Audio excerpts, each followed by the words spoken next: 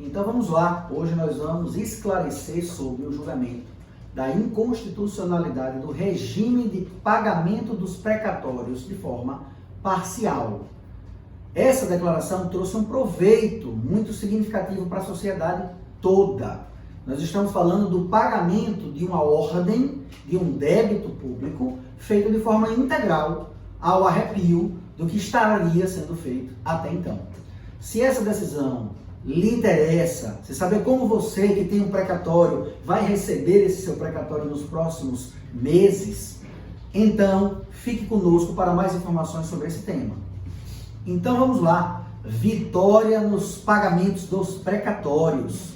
O Supremo julgou, efetivamente, a inconstitucionalidade da metodologia de desmembramento, de pagamento parcial dos precatórios devidos pelos entes federais. E isso trouxe uma diferença significativa para você que é titular de créditos tributários. O seu crédito de precatório vai sofrer uma liberação de crédito suplementar para custear a parcela não paga.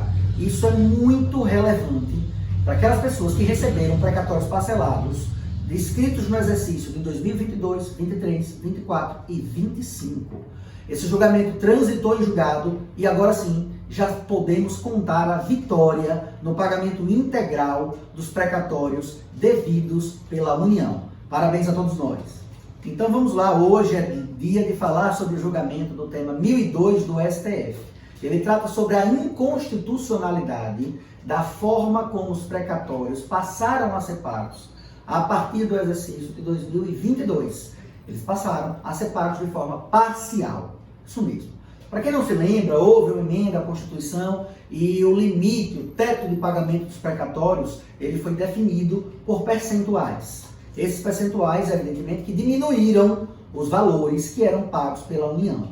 Então, para que nós possamos entender como é feito o pagamento dos precatórios. Você que é titular de um crédito, uma sentença que ele concedeu o recebimento de valores a partir de pagamentos da União, você precisava de um processo de conhecimento, haveria uma sentença, a sua sentença seguiria, portanto, para a fase de execução. É a fase do cumprimento de sentença. Deste cumprimento de sentença são expedidos dois ofícios. Um ofício de precatório, onde existem as disposições do seu crédito. Valor, qualificação especial, atualizado até quando, qual índice de correção, qual juros. E esse ofício de precatório é remetido ao pleno do Tribunal de Justiça, onde estaria vinculado o seu crédito. O pleno do tribunal vota a regularidade desse precatório, expede um ofício requisitório do precatório, que é entregue ao ente devedor. No nosso exemplo, no nosso caso, nós estamos falando de créditos federais. Então, ou seria a União, ou as suas autarquias, ou empresas públicas ou fundações. Portanto, os precatórios seguiam todo esse rito para que, enfim, se chegasse a data da inscrição do seu crédito numa lista. Essa inscrição sofreu a primeira grande alteração. A partir desta emenda, que foi agora declarada inconstitucional, os créditos escritos de janeiro a abril do ano eram pagos até 31 de dezembro do ano subsequente. O que isso quer dizer? Se você tivesse o seu ofício de precatório escrito até abril de 2022, a previsão de pagamento deles era até 31 de dezembro de 2023. Mas se o seu ofício foi enviado escrito após abril de 2022, então já não seria mais pago até 31 de dezembro de 2023, no nosso exemplo. Se ele foi escrito após abril, em maio, ele só seria pago em 31 de dezembro do ano subsequente, de 2024. Então perceba, trazer a data da inscrição do precatório para abril já foi uma grande redução.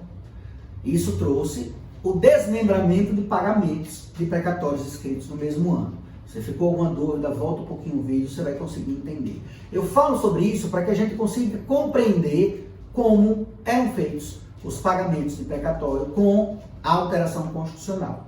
A partir daí, deste prejuízo, nós vamos seguir para as mudanças diretamente sentidas por você, credor do precatório. Portanto, com a declaração de inconstitucionalidade da emenda, os precatórios não mais serão pagos de forma parcial. Isso gerava duas filas. Você, credor de precatórios da União, recebia até o limite dos percentuais permitidos por lei, parcialmente o seu crédito, depois de esperar a primeira fila. E o saldo que não foi pago, você esperaria uma segunda fila para fazer esse recebimento. A declaração de inconstitucionalidade trouxe a realidade de que não é possível desmembrar o pagamento do precatório para dois pagamentos em momentos distintos. É necessário que se cumpra a fila e com o pagamento integral. E para resolver isso, o Supremo permitiu a dotação orçamentária de crédito extraordinário para que o governo federal separe um valor possível de quitar todos os precatórios que estão nessa situação, que foram recebidos de forma parcial pelos seus credores. Esses precatórios incluídos nessa decisão são os precatórios que tinham previsão de pagamento para 2022, 23, 24, 25 e 2026. Então, todos esses precatórios estariam sendo resolvidos pela declaração de inconstitucionalidade da emenda que desmembrou o pagamento dos precatórios. E assim, nós esperamos que os precatórios subsequentes, os de 2027, 2028, nem se tenha mais essa discussão. Mas nós precisamos esperar as cenas dos próximos capítulos, porque direito e política é uma caixinha de surpresa que muda a todos os momentos. E quais os reflexos da liberação de mais dinheiro na economia, mais dinheiro para a sociedade? Pessoal, isso é extremamente relevante. Imagine que as pessoas que têm qualquer crédito recebido através do precatório, elas habitualmente, via de regra, não usam isso para guardar, para fazer uma poupança, para deixar no colchão. Geralmente eles recebem esses valores e dão alguma destinação. Realizam um sonho, compram um imóvel, quitam uma dívida, contratam alguém, faz uma ampliação na sua empresa, empreendem de alguma forma, viajam, são felizes. Então veja que tudo isso traz movimentação para a economia. Mais dinheiro em circulação traz movimentação à economia. E isso implica diretamente no número de empregos criados, no número de oportunidades criadas. Quanto mais dinheiro em circulação tiver na economia, melhor será a realidade dos nossos filhos, das pessoas que estão no mercado de trabalho, das pessoas que ingressam no mercado de trabalho. Elas encontram melhores oportunidades, elas encontram maiores oportunidades de se inserir em uma atividade econômica. O empresário ele encontra uma oportunidade de manter ou ampliar a sua atividade empresarial, contratando mais pessoas.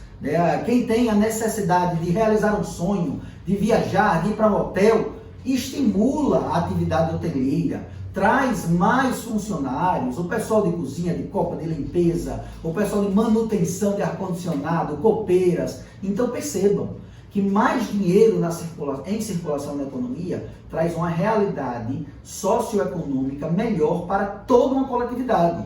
A manutenção dos créditos não pagos de precatório favorecem as contas públicas, porque teriam mais dinheiro em caixa, mas prejudicam a toda a sociedade. Esse é um reflexo extremamente positivo da quebra dessa limitação de pagamentos parciais de precatórios. Além disso, há de se pensar o seguinte: será que o Supremo fez isso porque ele foi bonzinho com a sociedade? Ele não poderia se intervir assim em tantas outras questões relacionadas à política e à legislação? De fato, poderia. De fato, até há uma séria confusão entre os limites de até onde o Supremo pode ir com as suas decisões sem intervir de forma harmônica nos outros poderes. Mas, fazendo isso, o que é que eu acho? O que é que agora eu vou trazer para vocês como uma opinião pessoal?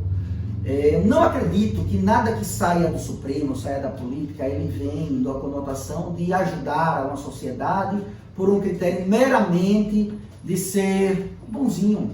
Isso não existe em política, isso não existe no judiciário. Existe ali dentro da política e do judiciário uma quebra de braços entre forças de poder. E às vezes a força que detém o poder, ela precisa desagradar a sociedade para se fazer valer alguns elementos que para ela são muito relevantes. Mas quem julga ela é a sociedade. Por isso é necessário que em algum momento você traga também um afago. Você traga também uma decisão que seja a favor da sociedade. Imagine que a sociedade revoltada é uma sociedade incontrolável. E você precisa conter os ânimos da sociedade. Se além de todos os cenários que nós estamos experimentando, nós ainda tivéssemos a realidade de que os precatórios devidos pelos entes públicos federais e as suas autarquias e fundações fossem pagos parcialmente, nós estaríamos ampliando descontentamento social. Então, acredito que a decisão vem em um momento de apaziguar a realidade social com as brigas do poder, com as brigas do poder judiciário, as brigas do poder executivo, as brigas do poder legislativo. Então, acredito sim que essa decisão veio nesse sentido, não com um título gratuito de trazer um afago à sociedade, mas com um título estratégico de trazer uma roupagem de equilíbrio a todas as discussões que estão travadas. Porque percebam, nós temos aqui a revisão da vida toda para ser julgada, as revisões das contas do FGTS, que sofre aí uma forte influência política de não julgue, porque se julgar teremos que devolver muitos valores à sociedade, como se a sociedade tivesse a responsabilidade de ter sofrido o dano de não ter as suas contas do FGTS revisada. Nós temos agora a discussão do PASEP para os servidores públicos do Banco do Brasil. Então perceba que todos esses temas estão guardados a sete chaves com um único objetivo, de manter as contas públicas em equilíbrio. O julgamento, portanto, não é mais jurídico. Não se está a averiguar se você tem direito ou se você não tem direito. Mas se é conveniente para a administração pública lhe pagar o que você tem direito. Isso é uma aberração. A nossa corte jurídica deveria ser uma corte jurídica. Independente dos problemas políticos, julgue o que há de direito e o que não há de direito. A execução é um outro momento. Como será pago é um outro momento. E se não há condições de pagar, então há a revelação de que as contas públicas não estão em ordem. Porque pagar o que é devido é uma obrigação de qualquer um. Se você não tem condições de pagar, então confesse que as contas públicas não estão em ordem e reformule. Diminua a máquina, enxugue a máquina, gaste menos, tenha menos verbas indenizatórias, faça menos eventos sociais, mas pague as suas contas. E o objetivo, então, de muitas demandas não é jurídico, mas político. E aí eu concluo que esse julgamento vem em um cenário de apaziguar os interesses conflitantes da nossa administração pública com a sociedade. O mínimo que se esperava era que isso fosse declarado inconstitucional. Portanto, se conclui que, seja por qual interesse for, vencemos. Os precatórios não serão mais divididos para pagamentos parcelados ou mediante percentuais previamente ajustados, com fundamento na emenda constitucional, que agora foi declarada inconstitucional. A título de conhecimento, perceba que nas nossas conclusões eu não posso deixar de falar da estratégia que aconteceu também por trás desse cenário de pagamentos de precatórios. Vejam, essa informação você não tem em muitos canais. Existia um regramento legal que permitia que, no pagamento dos precatórios federais, para fins de averiguar se era um precatório ou se seria um RPV, você que é titular de um crédito tivesse análise adstrita ao valor que você iria receber naquela demanda judicial. Isso quer dizer que os honorários de eventuais advogados que você precisasse pagar, eles não contabilizavam para aferir se você iria ter um precatório ou se você iria receber pela metodologia do RPV. E aqui é importante que se frise. Os precatórios da União, os precatórios federais, eles são formados a partir de créditos que representam 60 salários mínimos. Então, se o seu crédito fosse de até 60 salários mínimos, você receberia por um RPV, que é um crédito muito mais rápido, 90 dias, 100 dias, no máximo a gente estaria ali falando de RPVs pagos. Se fosse superior a 60 salários mínimos, ele deveria ser escrito na forma de um precatório. Entretanto, até 2023, como é que se aferia isso? Imagine você que você venceu uma demanda e o seu crédito lá é de 100 mil reais. Você tem um contrato de honorário do seu advogado onde você vai pagar 30% do seu advogado. Então você vai pagar 30 mil reais para o seu advogado. Perceba que o seu crédito, apesar do crédito ser de 100, o que você vai receber é 70 mil. E 70 mil está abaixo de 60 salários mínimos. E assim você deveria receber o seu crédito por um RPV em 100 dias. O seu advogado receberia o crédito dele de 30 mil por outro RPV, para pagamento por 100 dias. Essa metodologia mudou em 2023. Em 2023, se o seu crédito é de 100 mil, independente de quanto você tenha que pagar para o seu advogado, independente de quanto você vai colocar no seu bolso, foi estabelecido que os valores a títulos de honorários são contabilizados em conjunto para aferir se o seu crédito será inscrito como precatório ou RPV. Então percebam, foi permitido pela declaração de inconstitucionalidade de que não é possível o desmembramento do precatório, mas para fins de aferir se o seu crédito será inscrito como precatório com RPV, eles incluíram a parcela do autor e os honorários contratuais para que essa metodologia, essa soma representasse como se daria o pagamento. Isso trouxe prejuízo a muitas pessoas, porque muitas vezes, quando se exclui os honorários contratuais, o crédito não era um crédito que superava 60 salários mínimos. E assim, não deveria sequer entrar na lista dos precatórios, deveria ser recebido com uma requisição de pequeno valor, um RPV, que habitualmente é pago até uns 100 dias da data da execução. Então percebam, isso ficou estabelecido através da Resolução 822 de 2023, seu artigo 15, estabeleceu-se que os honorários contratuais deverão ser considerados como parcela integrante do valor devido a cada credor para fim de classificação da espécie de requisição, se precatório ou requisição de pequeno valor. E isso não era o que existia até a edição dessa resolução, que veio em 2023, especificamente em março de 2023. Então percebam, não há nada feito no cenário jurídico ou político que não tenha interesses e que não tenha ajustes colaterais. Esse tipo de informação você só encontra nesse canal. Então fiquem atentos. Se essa informação lhe fez melhorar, lhe fez crescer e ser um cidadão cada vez mais esclarecido, compartilhe ela com aquela pessoa que precisa também conhecer desses pormenores. Se inscreva, curte, comente e compartilhe essa informação com aqueles seus amigos que estão nesse cenário, estão conosco na luta por uma sociedade mais digna e plural.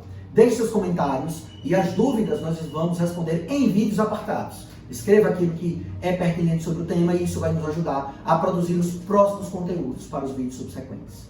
Nosso forte abraço e até a próxima. Abraço!